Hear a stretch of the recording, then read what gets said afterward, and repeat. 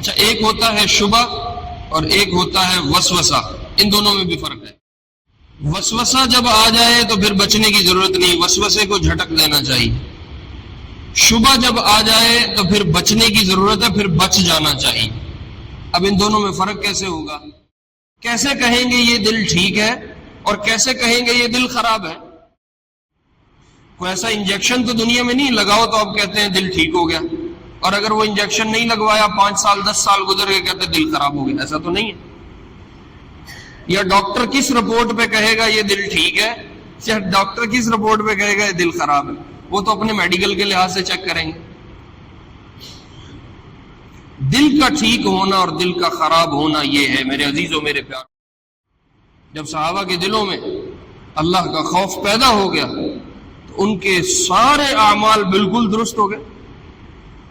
یہ وہی جسم ہے جو نبی علیہ السلام کی آمد سے پہلے 100% حرام کرتے تھے، شرک میں پڑے ہوئے، زنا میں پڑے ہوئے، چوری ڈاکہ ان کا مستقل کام ہے۔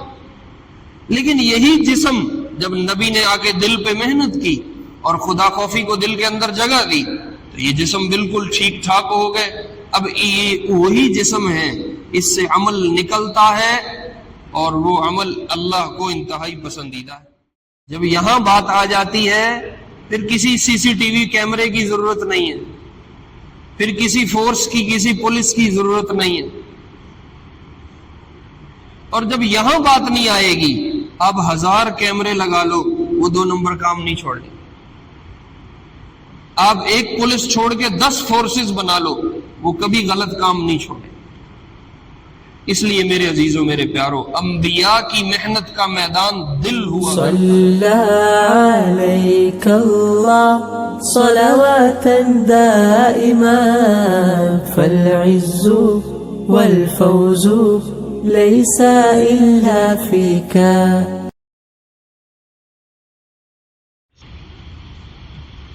گزشتہ 1-2 جمعوں سے نعمان بن بشیر رضی اللہ عنہ کی ایک روایت ذکر کر رہے ہیں، اس کا تقریباً ایک حصہ ہم کر چکے ہیں اور ایک حصہ باقی ہے۔ جو حصہ کیا ہے پہلے وہ عرض کر دیتا ہوں مختصر تاکہ پوری حدیث ذہن میں آ جائے، پھر جو باقی حصہ رہ گیا وہ انشاءاللہ آج کرتے ہیں۔ آپ نے نعمان بن بشیر رضی اللہ عنہ فرماتے ہیں کہ نبی علیہ السلام نے ارشاد فرمایا الحلال بین والحرام بین، حلال چیزیں بھی واضح ہیں، حرام چیزیں بھی واضح ہیں۔ حلال کیا ہے؟ اللہ نے لباس حلال کیا، نکاح حلال کیا، کھانے پینے میں جائز ذرائع آمدن سے حاصل کیا ہوا مال حلال ہے، ہدیہ آیا حلال ہے، کسی نے وہ چھوڑ کے چلا گیا دنیا سے تو پیچھے وارثوں کے لیے جو مال ملے گا وہ حلال ہے۔ تو حلال کی بہت ساری شکلیں ہیں جو بالکل جائز ہیں، ان کا استعمال اللہ نے حلال کی۔ سبزیاں حلال ہیں، فروٹ حلال ہیں، وغیرہ وغیرہ، دودھ ہے، شہد ہے، پانی ہے، یہ ساری چیزیں حلال میں داخل ہیں۔ تو آپ نے فرمایا حلال بالکل کلیئر اور واضح، والحرام بین، اسی طرح حرام بھی بالکل کلیئر اور واضح ہے۔ مردار کھانا حرام ہے، 2 نمبر طریقوں سے کمایا ہوا مال حرام ہے، کسی کے مال پہ قبضہ کر کے اس کا مال لے لینا حرام ہے۔ اس طرح ناجائز کی بہت شکلیں ہیں، سود حرام ہے، رشوت حرام ہے، شراب حرام ہے، زنا حرام ہے، بہت ساری حرام کی شکلیں۔ تو حلال بھی کلیئر ہے، حرام بھی کلیئر ہے۔ وبینہما امور مشتبہات، ان دونوں سرحدوں کے درمیان کچھ باتیں ایسی ہیں جو مشتبہ ہیں، جو ہم اس کو انگلش میں کہیں گے ڈاؤٹ فل ہے، ان میں شک شبہ ہے، پتہ نہیں حلال میں سے ہے یا حرام میں سے۔ کچھ دلیلیں کھینچ رہی ہیں حلال کی طرف، کچھ چیزیں کھینچ رہی ہیں حرام کی طرف، یقینی طور پہ آپ نہیں سمجھ پا رہے کہ یہ حلال ہے یا حرام ہے۔ تو آپ نے فرمایا ایسی چیزوں کو اکثر لوگ تو نہیں جانتے کہ یہ حلال میں سے ہے حرام میں سے، یعنی عام عوام کو یہ معلوم نہیں ہوتا، علماء کو معلوم ہوتا ہے۔ تو آپ نے فرمایا من اتقى الشبہات، جو ایسی شبہ والی چیزوں سے بچ جائے گا، فقد استبرأ لدینہ وعرضہ، اپنی عزت بھی بچا لے گا، اپنا دین بھی بچا لے گا۔ ومن وقع فی الشبہات، اور جو شبہ والی چیزوں میں پڑ جائے گا وقع فی الحرام، تو اب 100% ممکن ہے حرام تک پہنچ جائے۔ جیسے آپ نے مثال دی، ایک چرواہا ہے جو اپنے جانوروں کو کسی خاص سرحد کے قریب قریب چراتا ہے، 100% ممکن ہے کہ اس کے جانور کہیں چرتے چرتے اس ممنوع علاقے میں داخل ہو جائیں اور یہ جرم اس کے سر پہ پڑ جائے۔ تو آپ نے فرمایا ہر جاگیردار، ہر بادشاہ، ہر بڑے آدمی کی ایک خاص جگہ ہوتی ہے، ایک ممنوع علاقہ ہوتا ہے جو اس نے صرف اپنے جانوروں کے لیے، اپنی ذات کے لیے رکھا ہوا ہوتا ہے، اس کے قریب قریب نہیں جانا ہوتا۔ اگر قریب جاؤ گے خدا نخواستہ پاؤں اندر پڑ گیا تو مجرم ٹھہر جاؤ گے۔ آپ نے فرمایا ایسے ہی اللہ کی حرام کی ہوئی چیزیں اللہ کا ممنوع علاقہ ہے، اس کے قریب قریب مت جاؤ، کہیں پاؤں اندر پڑ گیا تو مجرم ہو جاؤ۔ تو اس لیے شبہ والی چیزوں سے بچنا ہوتا ہے، شبہ والی چیزوں کی طرف نہیں جانا، جہاں بات مشتبہ محسوس ہو اس سے پیچھے ہٹ جائے۔ اس کی ایک مثال دیتا ہوں جس سے آپ کو بات اچھی طرح سمجھ آ جائے۔ مثال کے طور پہ ایک آدمی دنیا سے چلا گیا، فوت ہو گیا۔ جو فوت ہونے والا ہے یہ حرام کماتا تھا، سود کھاتا تھا، رشوت، بددیانتی، 2 نمبری، سب کچھ آ رہا ہے، جائز کیا وہ، دنیا سے چلا گیا۔ اب اس نے جو پیچھے ترکہ چھوڑا، جو میراث چھوڑی، وہ وارثوں کے پاس آ گئی۔ وارثوں کے لیے اب یہ حلال ہوگی یا حرام ہوگی، مسئلہ پھنس گیا۔ ایک طرف یہ نظر آ رہا ہے چونکہ یہ مال حرام راستے سے آیا ہے تو حرام ہے، اور اللہ نے حرام چیزوں سے منع کیا، یا ایھا الرسل کلوا من الطیبات، حلال چیزوں کا رہنا ہے، حرام سے بچنا ہے۔ لہذا چونکہ یہ حرام راستے سے آیا مال ہے، یہ حرام ہے، اس کا استعمال جائز نہیں۔ لیکن دوسری طرف یہ آیا کہ جس نے حرام کمایا تھا اس کے لیے تو حرام تھا، لیکن ورثہ کے پاس جب آیا ہے تو کمائی کے راستے سے نہیں آیا، وہ ترکے اور میراث کے راستے سے آیا۔ ترکہ اور میراث کا راستہ حلال ہے، لہٰذا پیچھے وارثوں کے لیے یہ مال حلال ہونا چاہیے چونکہ میراث کے راستے سے آ رہا ہے۔ اگر اس نے حرام کمایا تھا تو اس کے ذمے وہ اپنی سزا بھگتے گا، اس کا حرام ان کے سر پہ کیوں؟ لہذا حلال ہے، استعمال کر لو۔ تو اب دونوں طرف بات مضبوط ہو گئی، ادھر سے یہ بھی نظر آ رہا ہے کہ یہ حرام ہے، ادھر سے یہ بھی نظر آ رہا ہے کہ یہ حلال ہے، تو اب کام پھنس گیا۔ تو اب عام عوام کو حکم یہ ہے کہ جب ایسا شبہ والا معاملہ آ جائے تو اپنے آپ کو بچا لو، شبہ والے کام میں نہ ڈالو، کیونکہ معلوم نہیں ہے حلال ہے یا حرام ہے۔ شبہ والے کام میں پڑو گے پھنس جاؤ گے، تو بہتر یہ ہے اس مال کو استعمال نہ کرو، آگے چلتا کر دو، اس کام میں نہ پڑو۔ یوں حلال حرام کے درمیان جو شبہ والی چیزیں ہیں ان سے بچنا چاہیے، ان میں داخل ہونے سے انسان بچ نہیں پھر پاتا۔ یہ آپ کو میں نے شبہ کی مثال دی۔ اچھا، ایک ہوتا ہے شبہ اور ایک ہوتا ہے وسوسہ، ان دونوں میں بھی فرق ہے۔ وسوسہ جب آ جائے تو پھر بچنے کی ضرورت نہیں، وسوسے کو جھٹک دینا چاہیے۔ شبہ جب آ جائے تو پھر بچنے کی ضرورت ہے، پھر بچ جانا چاہیے۔ اب ان دونوں میں فرق کیسے ہوگا؟ فرق یوں ہے میرے عزیزوں، میرے پیاروں، وسوسہ ہوتا ہے کسی چیز میں شک اور تردد پیدا ہو لیکن بغیر دلیل کے ہو، آپ کے پاس دلیل کوئی نہیں، ایسے ہی شک پڑنا شروع ہو گیا کسی چیز پہ۔ مثال کے طور میں بازار جاتا ہوں، کوئی آدمی گوشت بیچ رہا ہے، تو اب میں شک میں پڑ جاؤں، پتہ نہیں یہ جانور ذبح کرتے ہوئے اس نے تکبیر پڑھی تھی نہیں پڑھی تھی، پتہ نہیں یہ ذبیحہ ٹھیک ہے، پتہ نہیں یہ ذبیحہ ٹھیک نہیں ہے، کسی مسلمان نے حلال کیا ہے، کسی کافر نے اس جانور کو ذبح کیا ہے، پتہ نہیں کیسا ہوگا، چلو میں گوشت نہیں لیتا۔ یہ ساری بات وسوسہ ہے، اس وسوسے کو چھوڑنا ضروری ہے۔ اگر یوں وسوسوں کے پیچھے پڑ جائے گا پھر تو کوئی چیز بھی اس کے لیے حلال نہیں رہے گی۔ تو جب کوئی شک بغیر دلیل کے آئے تو یہ وسوسہ ہے، اس کو چھوڑنا ہوتا ہے۔ پتہ نہیں میں رات سویا تھا، صبح اٹھ تو گیا ہوں، اب مجھے شک ہے، پتہ نہیں کپڑوں پہ کوئی چیز لگ نہ گئی ہو، پتہ نہیں اب یہ پاک ہے نہ پاک ہے، دلیل کوئی نہیں ہے، بس ایسے دماغ میں آ رہے ہیں خیالات۔ وضو کرنا شروع کیا، کچھ لوگوں کو وسوسہ پڑ جاتا ہے اور وہ اللہ کی پناہ ہے، وہ بیچارے کتنا پریشان۔ وضو کرنے بیٹھا، اب درمیان میں ایک دم دماغ میں آ گیا، میں نے پتہ نہیں بازو دھوئے ہیں یا نہیں دھوئے، اب دھونے شروع کیے، ایک دفعہ دھویا، یہاں تک پہنچا، پھر شک شروع ہو گیا، وہ پتہ نہیں یہ دھلا ہے کہ نہیں دھلا، یہاں سے خشک نہ رہ گیا ہو، ادھر سے خشک نہ رہ گیا ہو، اب دھونے میں لگا ہوا ہے، ڈرم خالی ہو گیا، اس کی بازو نہیں دھلی۔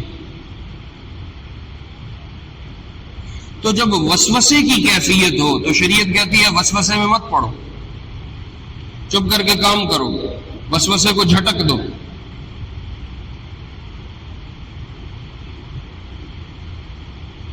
وسوسے کو جھٹک دینا چاہیے۔ اور ہم کراچی تشکیل میں گئے تو یہاں تو اللہ کا شکر ہے ہمارے پاس وافر پانی ہے، وہاں بیچارے وہ پانی خرید کے پیتے ہیں، وہ نہانے کے لیے بھی پانی خریدتے ہیں، ٹینک ان کو خریدنا 6-7 ہزار کا ایک ٹینک آتا ہے، وہ ان کا ہفتہ نکالتا ہے، تو مہینے کے آپ کہہ لو 4-5 ٹینک ان کے لگ جائے۔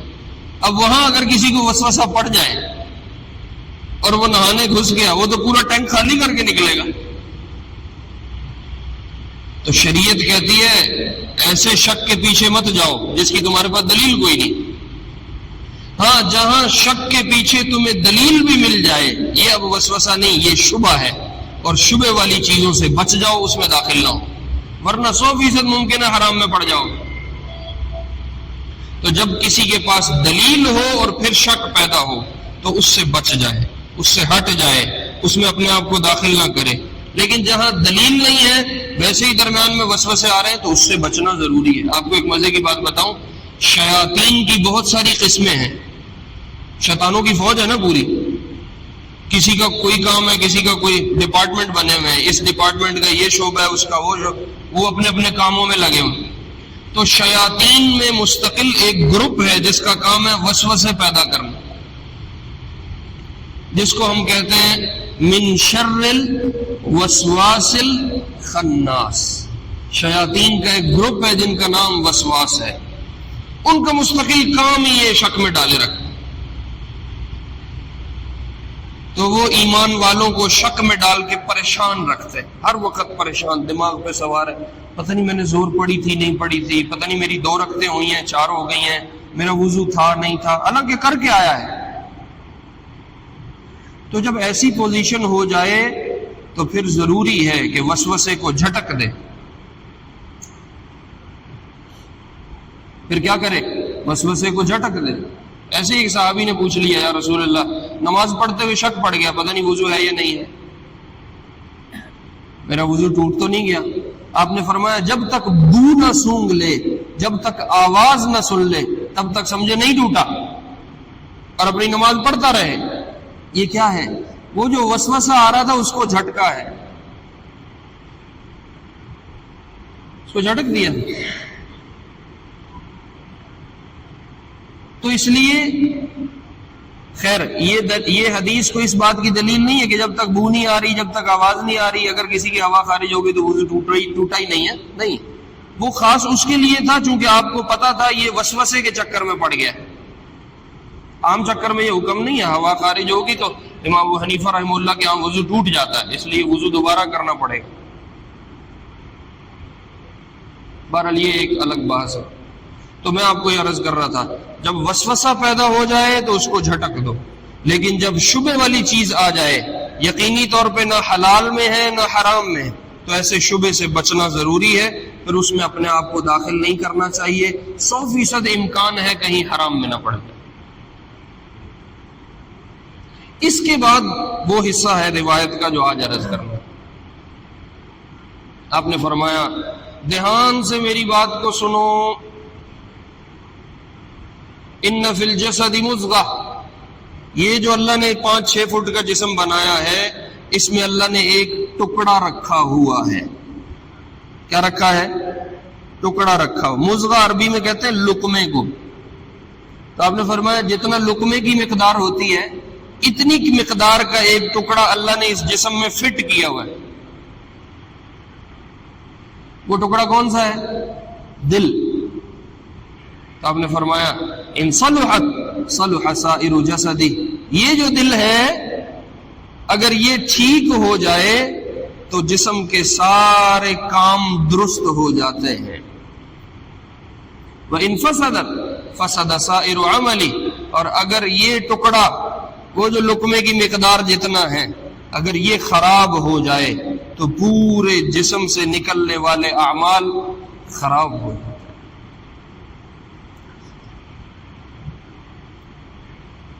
دل جو ہے نا، دل یہ تمام اعضاء کے لیے امیر ہے. امیر ٹھیک ہے تو مامور سارے ٹھیک ہیں. امیر خراب ہو گیا مامور بھی، رعایا بھی ساری خراب ہو گئی. اب محدثین نے اس پہ بات کی ہے، اس ٹکڑے کو وہ حلال حرام والے ٹکڑے سے آپ نے کیوں جوڑا ہے؟ ایک طرف حرام حلال بتا رہے ہیں اور ایک طرف بتا رہے ہیں جسم میں ایک ٹکڑا ہے جس کا ٹھیک ہونا یا خراب ہونا بتایا جا رہا ہے. تو ان دونوں کا آپس میں کیا جوڑ ہے؟ تو محدثین نے لکھا ہے جوڑ یوں ہے کہ اگر دل کسی چیز کے حلال ہونے کا فتویٰ دے دے گا تو سمجھ جاؤ یہ حلال ہے، استعمال کرو. یہ ایک مفتی اللہ نے بٹھایا ہے.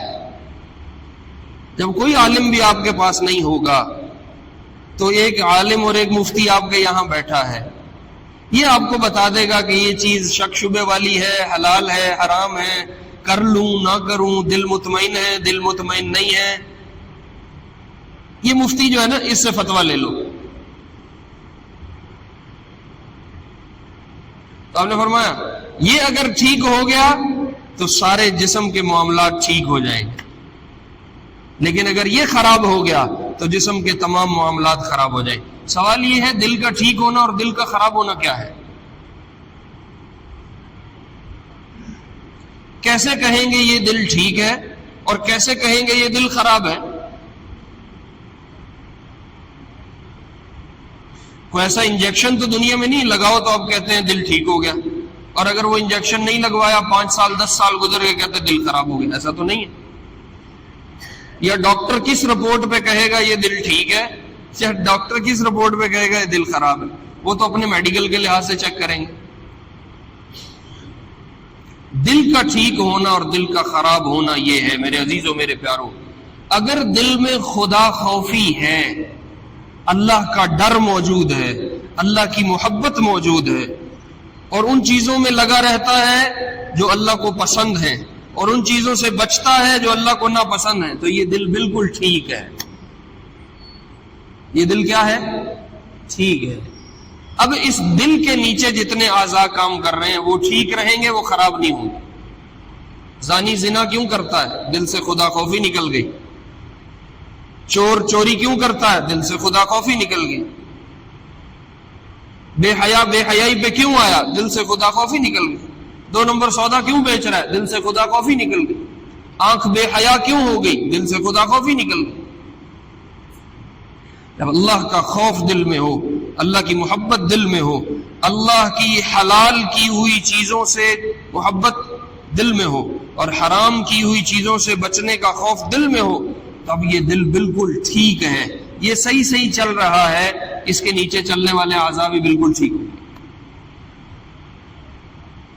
اور اگر خدا نہ خواستہ دل پہ شہوتوں کا غلبہ ہے، دل پہ خواہشات کا غلبہ ہے، اپنی منچاہی کا غلبہ ہے، اللہ کو پس پشت ڈال رکھا ہے، اللہ کی حلال حرام کی ہوئی چیزوں کو پیچھے چھوڑ رکھا ہے، اللہ کی پسند ناپسند کا کوئی خیال نہیں، تو یہ دل خراب ہے.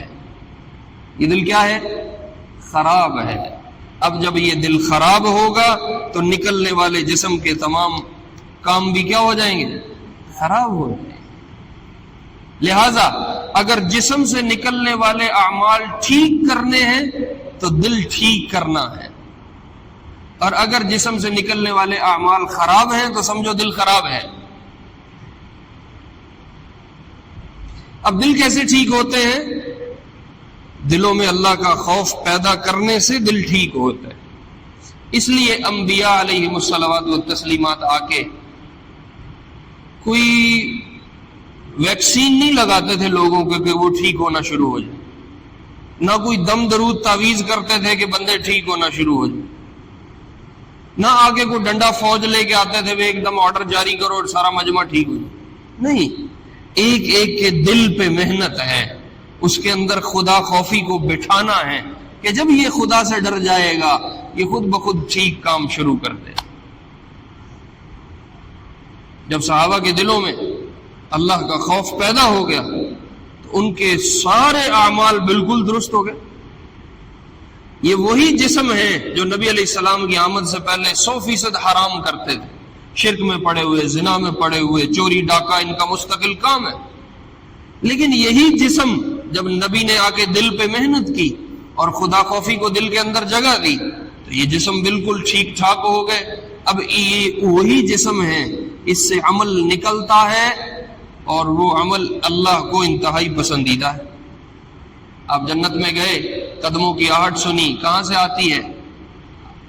بتایا یا رسول اللہ آپ کے بلال جو آپ کا غلام مدینہ میں چلتا ہے یہ اس کے قدموں کی آہٹ، اللہ جنت میں سنواتا ہے۔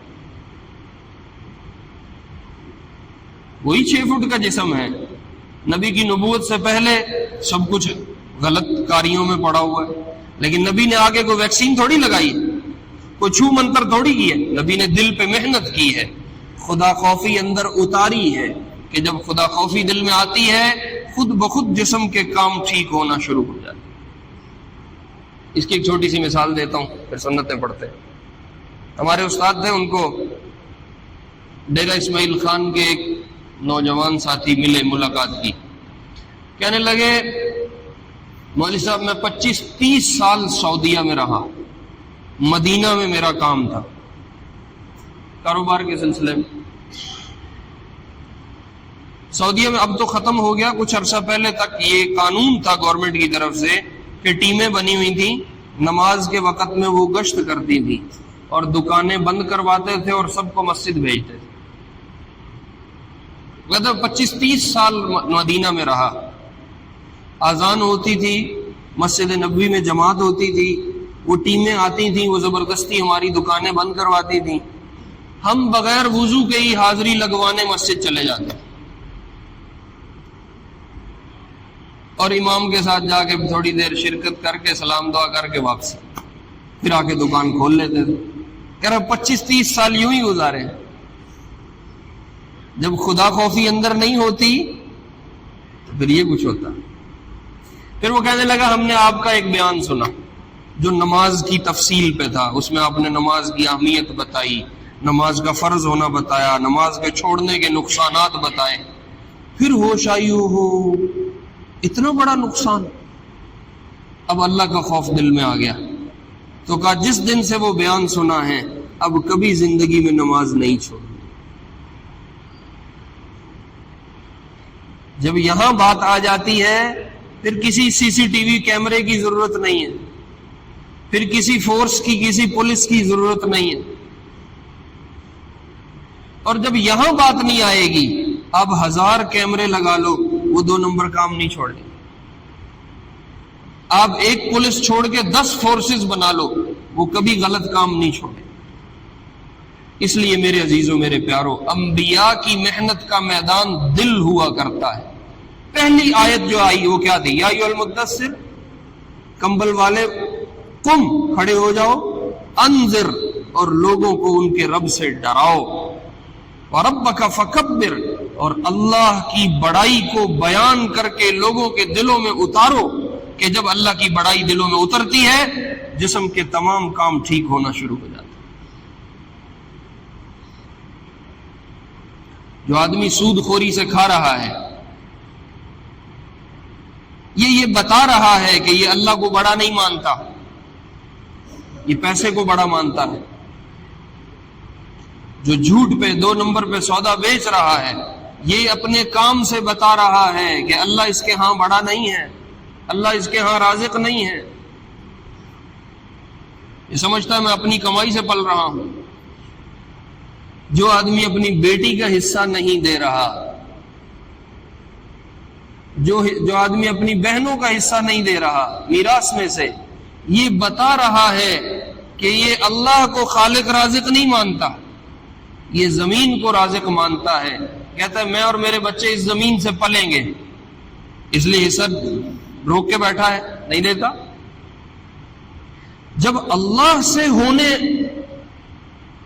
کا خیال دل میں پڑ جاتا ہے پھر انسان خود بخود حرام چھوڑ دیتا. اس کو آپ فرما رہے تھے جسم میں ایک ٹکڑا ہے، اگر وہ ٹھیک ہو جائے گا تو جسم کے تمام کام ٹھیک ہو جائیں گے، اگر جسم کا جو ایک ٹکڑا ہے وہ خراب ہو جائے گا تو جسم سے نکلنے والے تمام کام خراب ہو جائیں گے. اللہ رب العزت ہمیں اپنا دین سیکھ کے عمل کرنے کی توفیق نصیب فرمائے. سنت ہے.